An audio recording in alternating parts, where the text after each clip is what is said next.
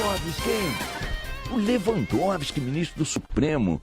Isso é uma indicação impressionante. Se você perguntar a um cidadão, qualquer cidadão, nos Estados Unidos, na Inglaterra, na França, na Alemanha, para dar o nome de 2 ministros do Supremo, da Suprema Corte daqueles países, o cara vai dizer, hein?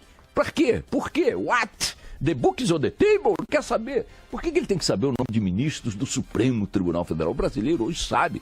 É capaz de falar do Lewandowski, da Carmen Lúcia, como falava do Joaquim Barbosa e de outros ministros e tal, como se fossem figuras assim que estivessem no cotidiano dos nossos interesses com a maior naturalidade. Na verdade, isto é uma anomalia que revela uma situação completamente anárquica da política brasileira, uma situação anárquica institucional. As instituições estão funcionando, mas no meio de uma confusão monumental da qual elas não escapam e da qual elas são parte e também são combustível. Tudo bem que nós estamos com a nossa democracia absolutamente preservada, não há ameaças à liberdade, não há ameaças de prisões políticas, censura à imprensa, nem nada disso. A democracia está aí e é fundamental que a gente a preserve nos seus pilares, mas ela está acontecendo como um trânsito em dia de chuva nas grandes cidades, com gente andando na contramão, parada no trânsito, sinal apagado e tal. E essa anomalia, ainda que dentro do ambiente democrático, faz com que coisas como essa sejam tratadas com a maior naturalidade. O Supremo Tribunal Federal está no centro dos acontecimentos mais do que a seleção brasileira. Vejam, hoje eu estou fazendo essa brincadeira há alguns dias para ver quando finalmente as notícias da seleção brasileira entrarão nas primeiras páginas dos jornais, sabendo que amanhã teremos um jogo contra a Rússia, anfitriã da Copa do Mundo. E hoje os 2 principais jornais de São Paulo, mais uma vez o Globo não chegou a São Paulo a tempo de eu ler, mas olha, hoje nas primeiras páginas do Estado de São Paulo e da Folha de São Paulo, não tem uma linha sobre a seleção e várias sobre o Supremo Tribunal Federal. O Supremo virou um time de futebol no sentido de chamar a atenção para si da população no seu conjunto. Isso é uma anomalia, porque tribunais, cortes superiores, constitucionais, têm que estar preservadas pela natureza de sua missão, pela relevância de seu papel, né? Tem que estar preservadas, o recato, né? Um certo isolamento, uma certa equidistância, né? Um distanciamento em relação às tensões do dia a dia, parece ser comum nas demais cortes, porque nem elas tratam cotidianamente de assuntos que devam mobilizar torcidas de lado a lado, né? Mas aqui não, aqui a nossa realidade está construída de anomalias em anomalias, repito, ainda que dentro de um caldeirão, de um cozido, de uma sopa, né, de um pucheiro, como fazia a vovó Josefina, ainda que dentro de um cozidão democrático, mas é um cozidão, não é uma coisa natural e tal. Tem um lado bom também, porque isso revela e estimula, né, o interesse da sociedade, do cidadão, das pessoas, pelas coisas que a política está decidindo, que as instituições estão decidindo. Mas, repito, é uma febre, é uma coisa estranha, uma coisa incomum se você olhar para as democracias consolidadas. E ontem, lá no Supremo, mais uma vez, o Supremo hoje nas manchetes, absoluto nas manchetes, e não apenas por causa desse primeiro assunto que eu vou tratar, mas de um segundo assunto que foi decidido ontem pelo Supremo, na lógica do decidir não decidindo, que tem a ver com o nosso interesse cotidiano imediato e que desapareceu das manchetes temporariamente e morreu ontem, como se nada tivesse tido de importante na nossa pauta de interesses, objetivos. Nas últimas muitas semanas, vou me referir daqui a pouco a esse assunto. O primeiro assunto que leva o Supremo hoje, mais uma vez, para as manchetes é a decisão absolutamente anômala também pela tramitação que teve e pelas discussões que suscitou, de se julgar o habeas corpus que pode livrar Lula da cadeia após a condenação na segunda instância lá pelo TRF4 de Porto Alegre. Há cerca de 4 mil habeas corpus esperando decisão no Supremo Tribunal Federal.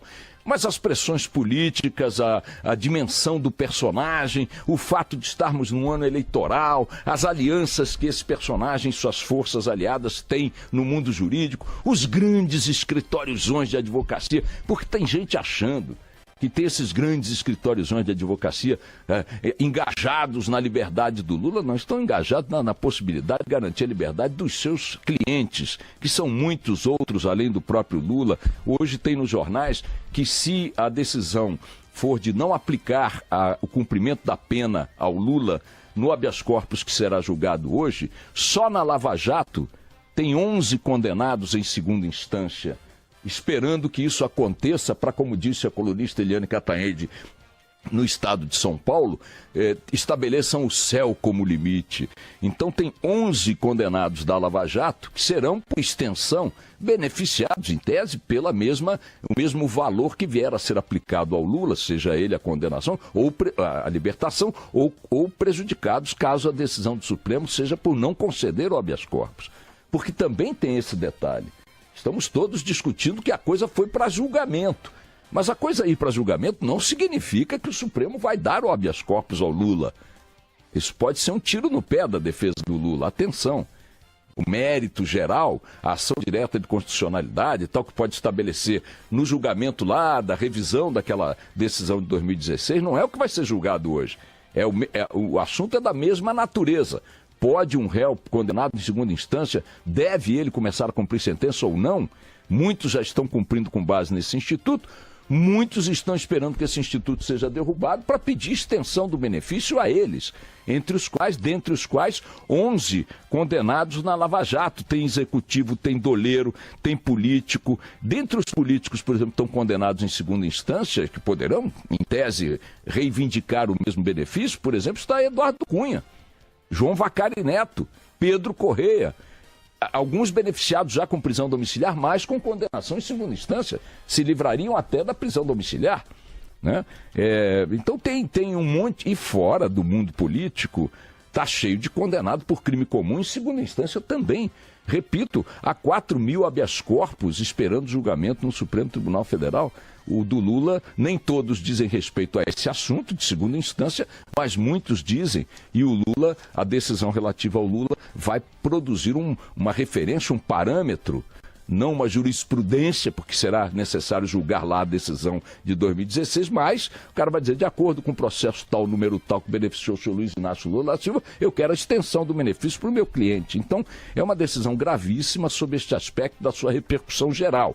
Além, evidentemente, da questão relacionada específica ao cara que lidera as pesquisas eleitorais, que lidera um partido político poderoso ainda, com muita força de mobilização, muito barulho, muita retumbância, etc. e tal. Então, uma decisão bastante grave que ocorre e vai para o martelo dos juízes em meio a um ambiente de absoluta anormalidade na Suprema Corte. Anormalidade esta que ficou mais uma vez evidente, não apenas pela própria forma como a coisa está sendo pautada, mas por este bate-boca que está nas manchetes hoje também, entre o ministro Gilmar Mendes e o ministro Barroso. O ministro Gilmar Mendes e o ministro Barroso trocaram duríssimas agressões verbais ontem no plenário do Supremo. Antes que as agressões começassem, que a troca, que o bate-boca começasse, é importante chamar a atenção, o Gilmar tinha feito uma longa exposição bastante dura, que falou coisas como o seguinte, referindo-se aos colegas da corte.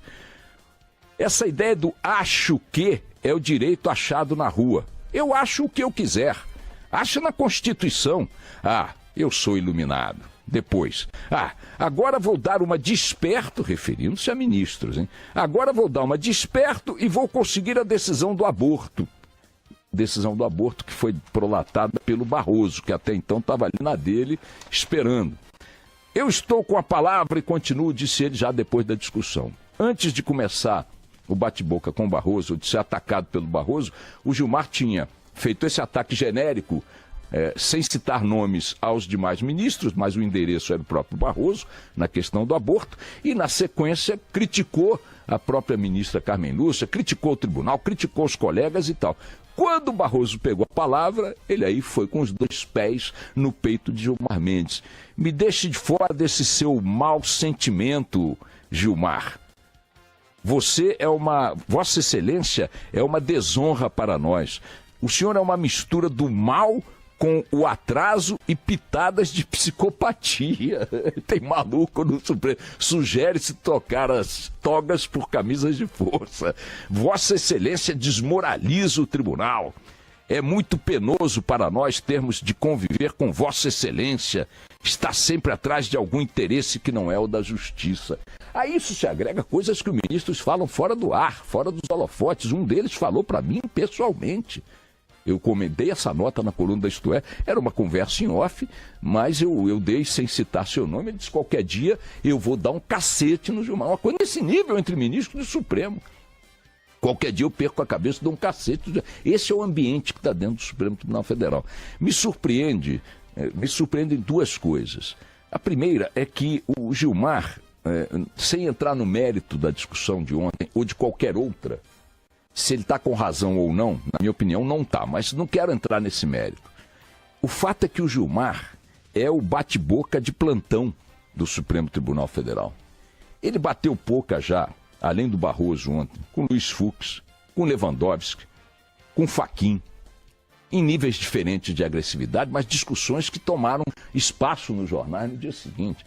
Ontem atacou a Carmen Lúcia também, fora das sessões do tribunal, já fez indiretas as mais duras aos seus pares. Então, note, supondo que todos os ministros do Supremo tenham o hábito de bater boca, o que é uma anomalia semelhante ao que eu vinha dizendo no início, o fato é que para bater boca tem que ter dois, né? Eu e o Barão. Aí, o fato é que, no caso do Gilmar, ele é sempre um. Ele é o mais um no bate-boca do Supremo do que todos os outros como participantes desse tipo de confronto.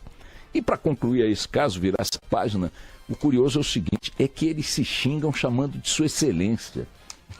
Sua Excelência não tem mãe. Sua Excelência é um calhorda, Sua Excelência é um vagabundo. Não, Sua Excelência é que é um ladrão. Não, Sua Excelência é que tem mau hálito. Por que então não tira esse maldito Sua Excelência e vai logo para os finalmente? Ou será que eles acham que dá um lustre no palavrão, na ofensa, quando chama o cara de Sua Excelência?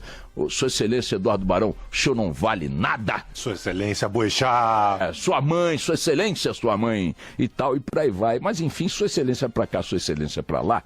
Uma outra Sua Excelência do Supremo ontem, esse é o segundo assunto que eu quero tratar, tomou uma decisão escandalosa e que não está tendo repercussão hoje por causa do bate-boca geral em torno da questão e do protagonismo da questão do habeas corpus do Lula. Vejam o que aconteceu. O Luiz Fux, que é pai de uma desembargadora no Tribunal de Justiça do Rio de Janeiro, portanto beneficiada por sua decisão diretamente, isso para mim deveria determinar a declaração de autoimpedimento do ministro Fux, por quem eu tenho simpatia, mas me desculpe, ministro, não dá. O senhor já tinha dado uma decisão lá atrás, estendendo a todos os juízes federais o direito ao auxílio moradia e tal, os penduricalhos.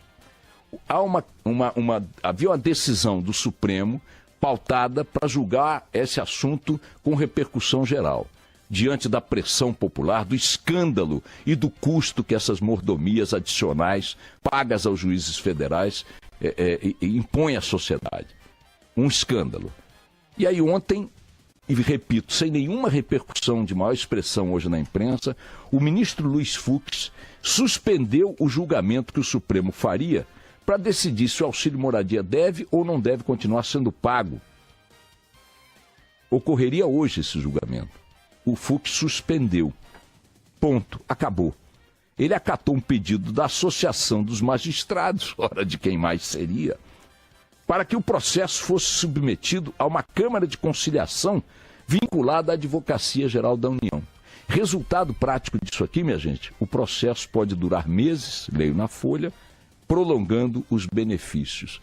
Pergunto, um assunto que estava na ordem do dia durante as últimas semanas, que levou a uma greve estranhíssima de 24 horas de juízes federais, que representa um escândalo à luz do entendimento da sociedade, uma despesa criminosa sobre a qual não incide sequer o pagamento de impostos, que concede a juízes, magistrados, um tratamento dado a divindades, como se o cidadão fosse obrigado a custear essa orgia com dinheiro público, não só no Ministério Público e no Judiciário Federal e no Judiciário como um todo, mas também no Executivo, no Legislativo, onde coisas do mesmo gênero, da mesma amoralidade, acontecem cotidianamente E que alguns esperavam que o Supremo decidisse isso sobre o Judiciário para aplicarem, quem sabe, o mesmo conjunto de decisões às suas áreas de atuação, portanto, no Legislativo e no Executivo. O Fux meteu na gaveta o negócio.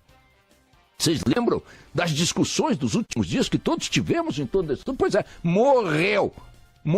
O Fux engavetou, inventou lá uma rebimboca da parafuseta e desapareceu com o assunto. Não da opinião pública, que de vez em quando vai voltar a se escandalizar com os pagamentos nos tribunais, mas de fato no processo. O processo está morto. Sabe-se lá quando vai voltar a ser discutido. E isso é que tinha que estar ocupando hoje as manchetes gerais relacionadas ao Supremo Tribunal Federal. Mas estamos nós com um Supremo que se tornou protagonista da política diante da implosão, da insolvência da classe política. O grande ambiente de discussão política no Brasil tornou-se o Supremo Tribunal Federal e, desviado de sua função central, que não deveria ser essa, ele faz com que a sociedade não enxergue decisões que ali estão sendo tomadas ou não tomadas e que estas sim deveriam estar nos escandalizando ainda mais. Vamos ver o que vai acontecer hoje naquela casa de grande agitação, Suas Excelências. Vamos lá.